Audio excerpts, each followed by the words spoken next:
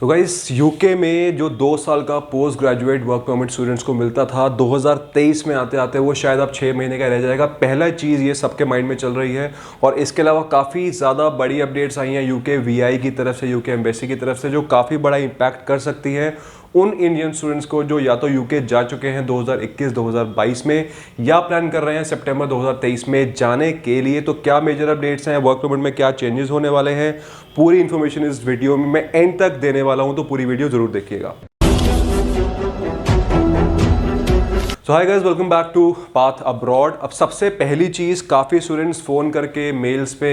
Personal counselling में एक चीज़ पूछ रहे हैं कि काफ़ी लोगों ने सुना है कि जो वर्क परमिट है यूके, जो अपने 3 साल के बैचलर्स के बाद 2 साल का या 1 साल के मास्टर्स के बाद भी 2 साल का प्रोवाइड करता है इंटरनेशनल स्टूडेंट्स को, तो क्या वो 2 साल का वर्क परमिट मिलेगा या फिर वो कट शॉर्ट होकर 6 महीने का होने वाला है। तो इसमें रियलिटी ये है कि ये सिर्फ एक प्रपोजल था जो वहाँ के एक एमपी ने अपने पार्लियामेंट में रखा था कि जो भी इंटरनेशनल स्टूडेंट्स आ रहे हैं उनको स्टार्टिंग में 6 महीने का जॉब सर्च वीज़ा मिलना चाहिए, जिसमें वो अपनी लेवल की या अपने बेसिक बैकग्राउंड में एक जॉब सर्च कर पाएं। अगर उनको जॉब मिलती है with in 6 months of graduating in UK तो उनको वो 2 साल का वर्क परमिट अलॉट कर देना चाहिए। बट ये अभी सिर्फ एक प्रपोजल है, ये लॉ नहीं है। विच मीन्स कि जैसे आपकी इंडियन पार्लियामेंट में आपने सुना होगा काफ़ी सारे लॉ प्रपोज होते हैं बट उनको फाइनलाइज होने में बहुत टाइम लगता है, वो कभी कभी नहीं भी हो पाते। एग्जैक्टली उसी तरीके से ये सिर्फ एक प्रपोजल रखा गया था, लॉ नहीं है। और दूसरे सबसे इंपॉर्टेंट चीज़ कि जो स्टूडेंट यूके में ऑलरेडी जा चुके हैं या सितंबर 2023 इनटेक में जाने वाले हैं, आप लोग एग्जिस्टिंग लॉ जो कि कहता है कि जो यूके में पढ़ेगा उसको 2 साल का वर्क परमिट अलॉट किया जाएगा, आप उस लॉ के अंडर आते हैं। विच मीन्स कि अगर ये नया लॉ प्रपोज जो हुआ है पास हो भी जाता है, उसके बावजूद भी सितंबर 23 इनटेक तक जो स्टूडेंट्स यूके में जा रहे हैं उनको उनकी एजुकेशन के बाद 2 साल का एक्सटेंडेड वर्क परमिट मिलेगा, जॉब सर्च वीज़ा नहीं मिलेगा। विच मीन्स कि जॉब हो या ना हो आपको 2 साल का वर्क परमिट श्योरिटी के साथ 2021, 2022 या 2023 में जो स्टूडेंट्स जा रहे हैं उनको मिलेगा। तो 2 years work permit is compulsion और maybe you can say is by default obvious कि आपको मिलने वाला है।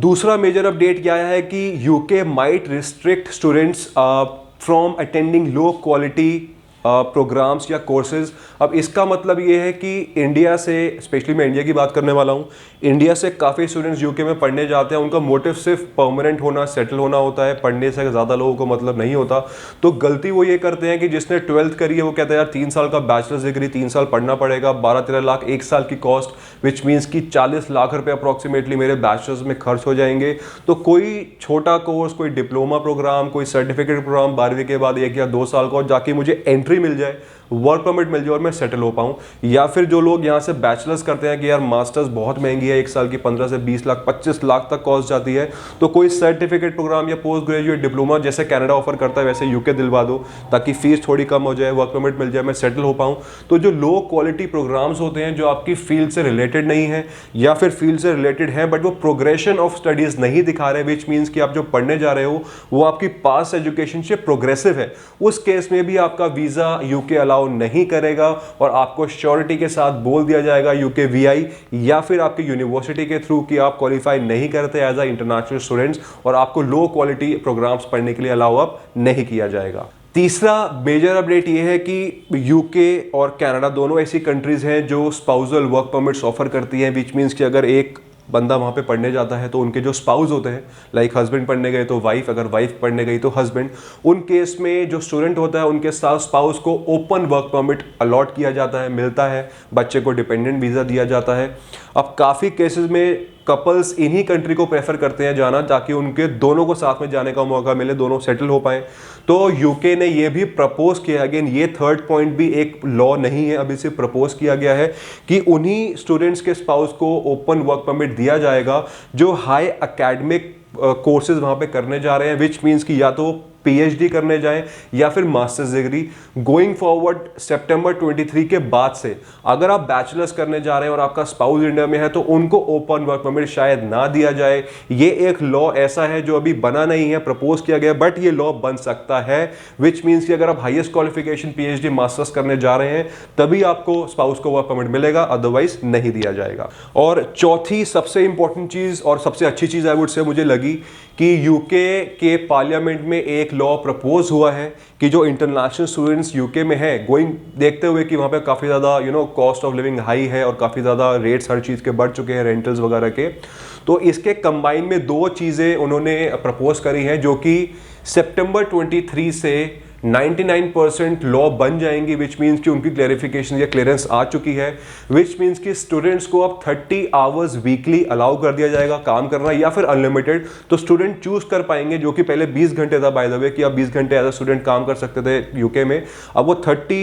आवर्स पर वीक हो जाएगा या फिर आपका अनलिमिटेड हो जाएगा, डिपेंडिंग कि आपके ब्रेक चल रहे हैं क्या। अदरवाइज अगर आपकी क्लासेस भी हैं तो 30 आप आवर्स वीकली काम कर पाएंगे। इसके साथ साथ 15 मिलियन का जो एक फंड है वो यूके गवर्नमेंट ने अलॉट किया है यूनिवर्सिटीज को, उन स्टूडेंट्स के लिए जो उनके पास यूनिवर्सिटीज के पास जाते हैं ये बोलते हुए कि इतना इन्फ्लेशन या इतने ज़्यादा रेंटल्स की वजह से वहाँ पे अकोमोडेशन नहीं अपना अफोर्ड कर पा रहे, चाहे वो किसी भी कंट्री के हों, चाहे वो डोमेस्टिक स्टूडेंट्स ही क्यों ना हो जो कि यूके के सिटीजन या पीआर होते हैं, उस केस में जो यूनिवर्सिटीज़ हैं वो थोड़ा लोअर डाउन कर सकती है अपना अकोमोडेशन प्लान स्टूडेंट्स के लिए। और इस पूरे को सपोर्ट करने के लिए यूके गवर्नमेंट ने 15 मिलियन अलॉट किए हैं अपनी यूके की यूनिवर्सिटीज़ को। तो गाइज ये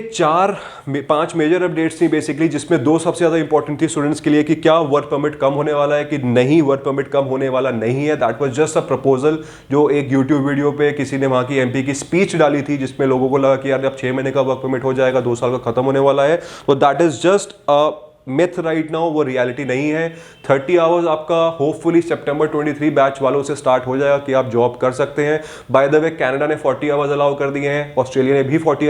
आवर्स अलाउ कर दिए हैं और यूके 30 आवर्स इजीली कर सकता है, बिकॉज अभी लेबर शॉर्टेज चल रही है वहाँ पे हर कंट्री में, एंड दे आर एक्सपेक्टिंग कि वहाँ के जो स्टूडेंट्स हैं वो पार्ट टाइम जॉब ज़्यादा कर पाएँ ताकि वहाँ पे लेबर शॉर्टेज कम हो और रिसेशन कम हो इस केस में। तो guys this is it about UK के जो अपडेट्स आए हैं। बाकी if there is anything you can comment down in the below section. Me and my team will be able to assist you as and when we get the time, and thank you very much for watching this video.